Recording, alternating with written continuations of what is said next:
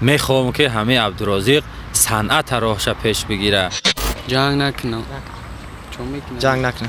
سرانگیش خوب است. سرود خوند. جنگیدن کاری چی نیست. عبدالرازق البته آوازی خوب دارد.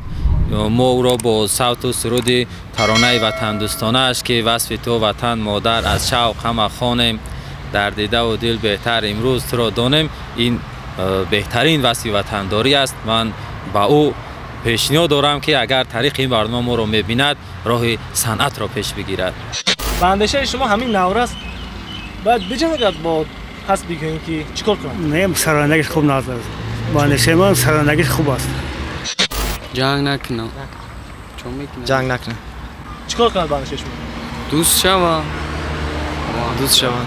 با هم دیگر. و همون سرودو شو خونه. چون شما میکنم معقول است سرودش؟ کدام سرودش؟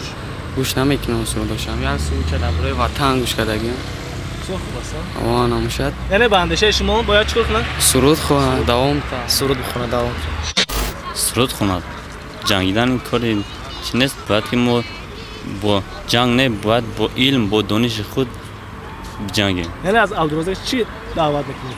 باید سرود نقص خوند. یعنی نقصان بدم؟ نه جنگ. بله.